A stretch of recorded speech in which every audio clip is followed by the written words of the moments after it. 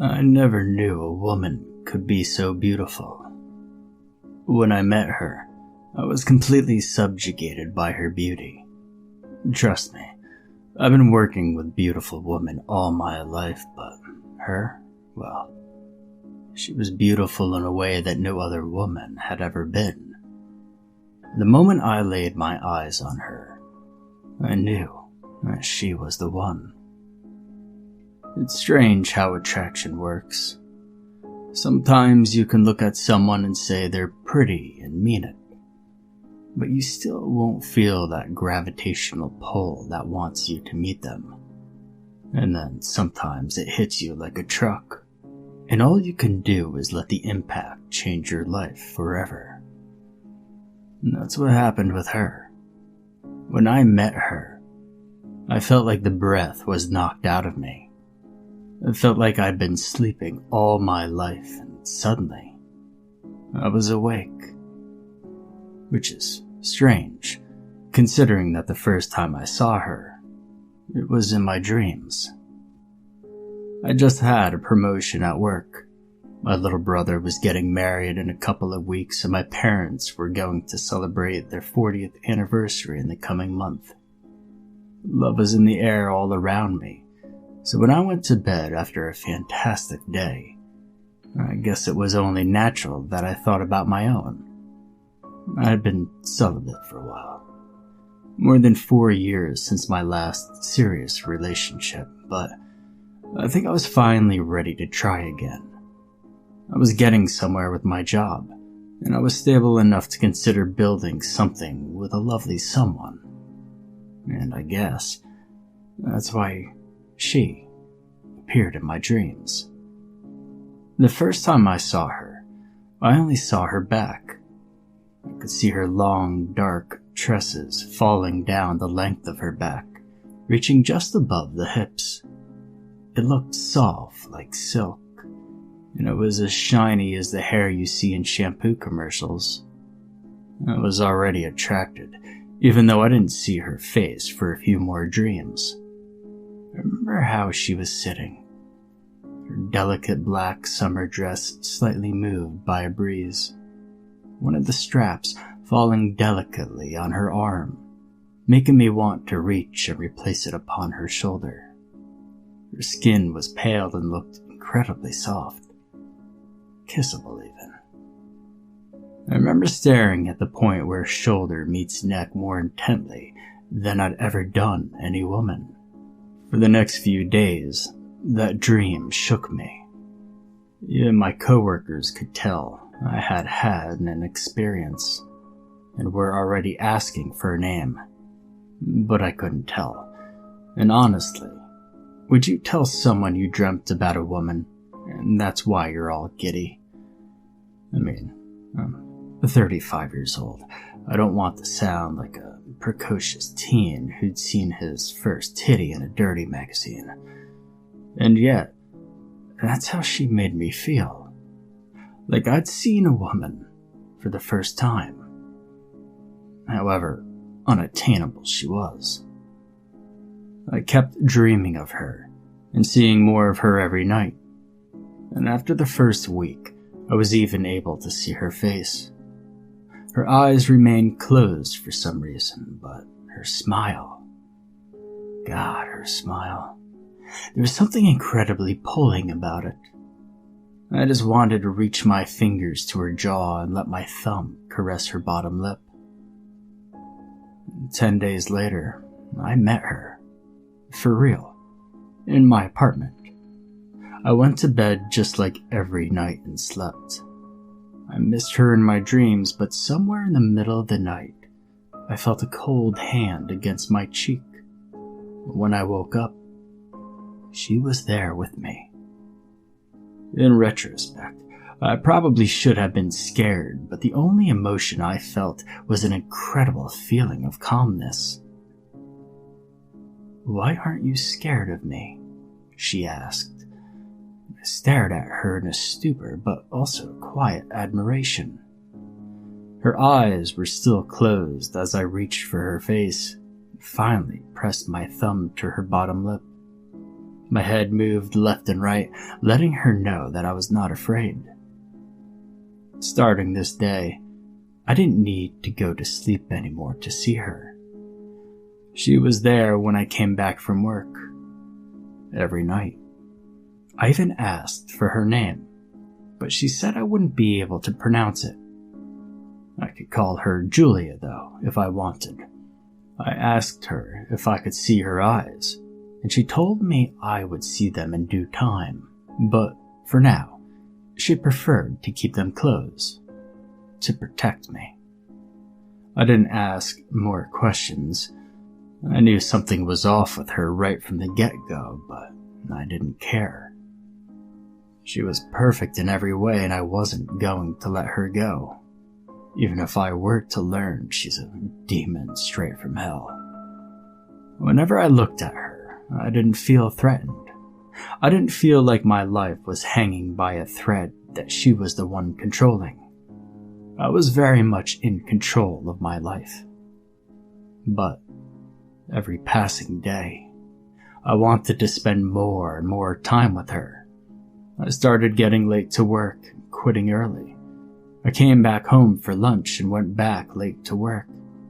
Sometimes, I didn't even go back to work. I just wanted to spend all of my time with her. She worried for me, but I told her not to stress. At some point, I asked my boss for a week off, blaming it on a sickness. I asked him if I could work from home, and I could tell you that not a lot of work was done that week.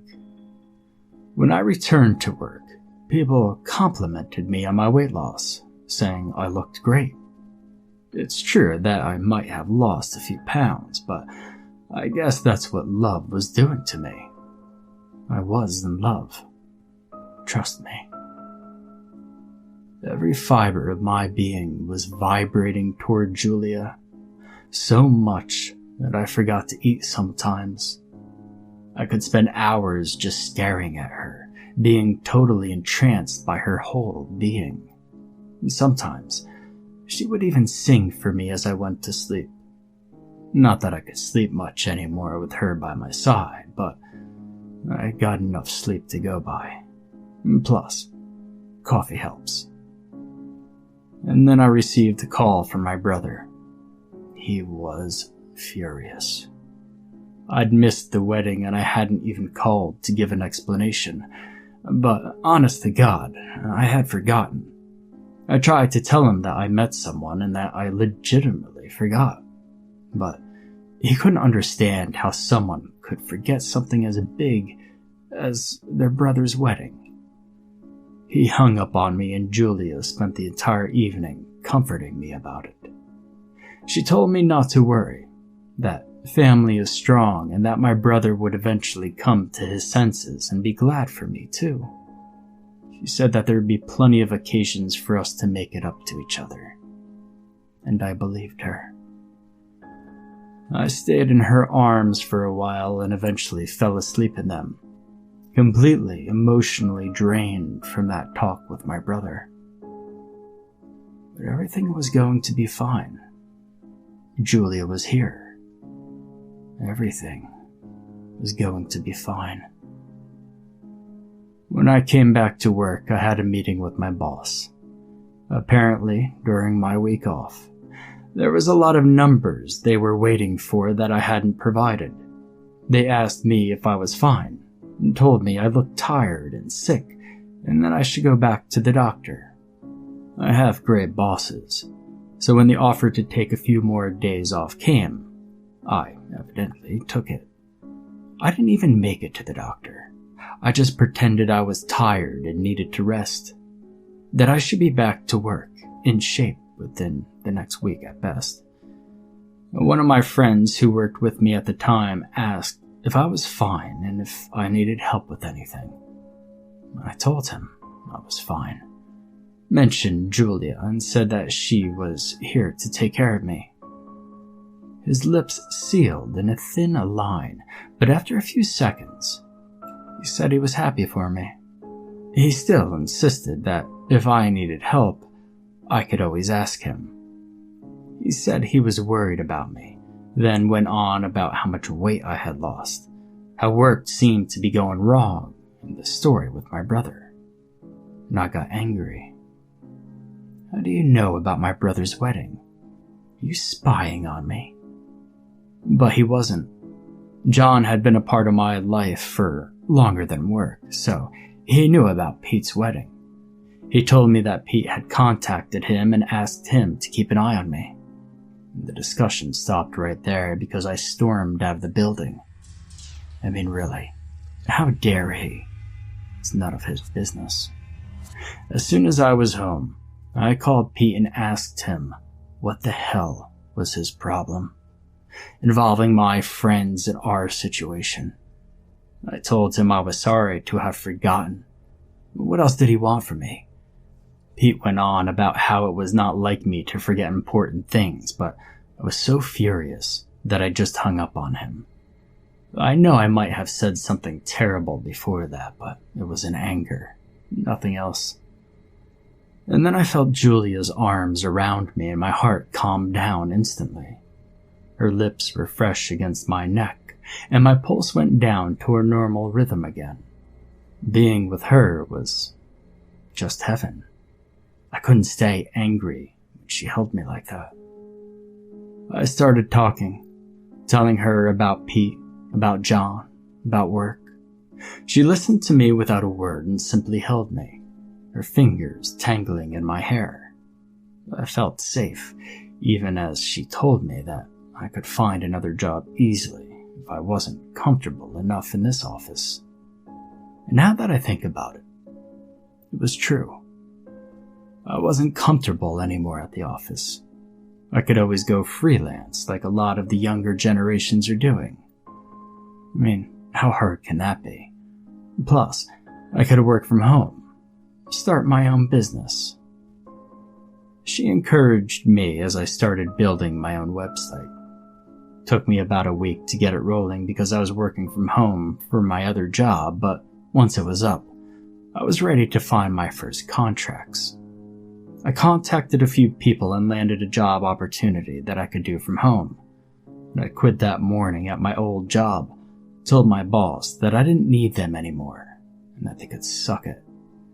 And I never felt so good quitting a job in my life, and Julia was laughing softly by my side as I quit without notice.